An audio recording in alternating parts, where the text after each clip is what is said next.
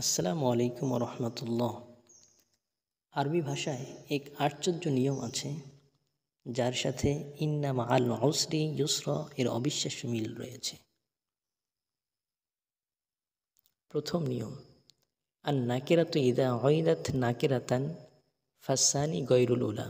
অর্থ, যখন কোনো নাকেরা অনির্দিষ্ট শব্দ পুনরায় নাকেরা আকারে আসে তখন দ্বিতীয়টি প্রথমটি থেকে আলাদা হয়।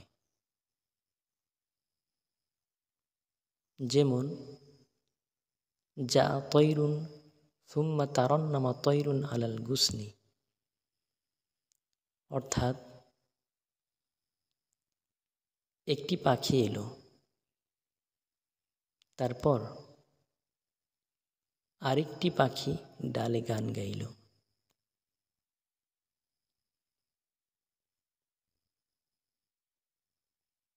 দ্বিতীয় নিয়ম, আর নাকিরাতু ইদা উইদাত মারিফাতান ফাসানি আইনুল উলা।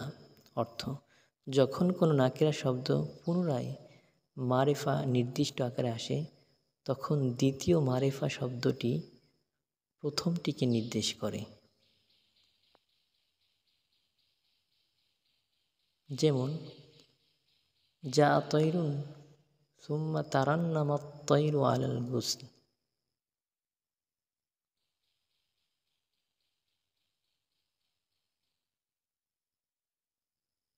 অর্থাৎ একটি পাখি এলো, তারপর সেই পাখিটি ডালে গান গাইল।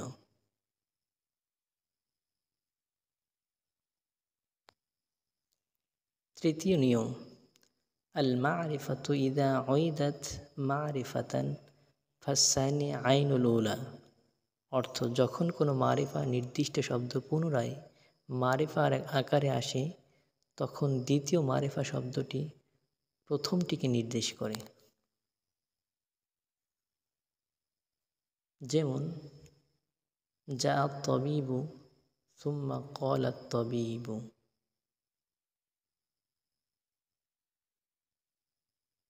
অর্থাৎ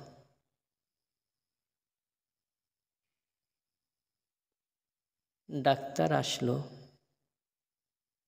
তারপর সেই ডাক্তারই বলল।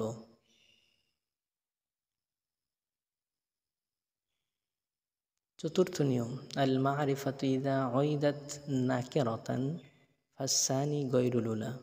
অর্থ, যখন কোনো মারিফা শব্দ পুনরায় নাকেরা আকারে আসে তখন দ্বিতীয় নাকেরা শব্দটি প্রথমটি থেকে আলাদা হয়।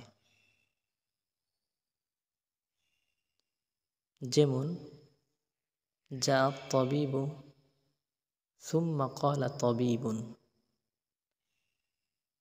অর্থাৎ ডাক্তার আসলো, তারপর অন্য ডাক্তার বলল।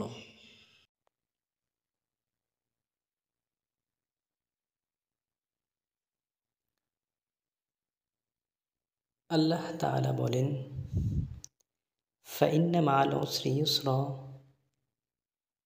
ইন্না মাআল উসরি ইউসরা। নিশ্চয়ই কষ্টের সাথে আছে সুখ, নিশ্চয়ই কষ্টের সাথে আছে সুখ।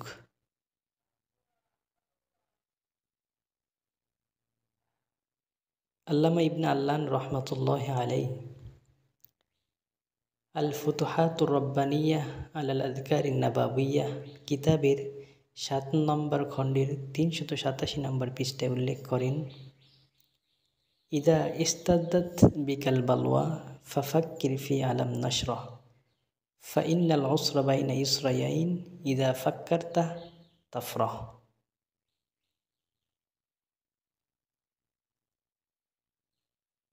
অর্থাৎ, যদি তোমার উপর বিপদ কঠিন হয়ে ওঠে তবে আলাম নাশরাহ সূরা স্মরণ করো, কেননা কষ্ট দুটি সহজতার মাঝে থাকে, যখন তা ভাববে মন প্রফুল্ল হয়ে যাবে।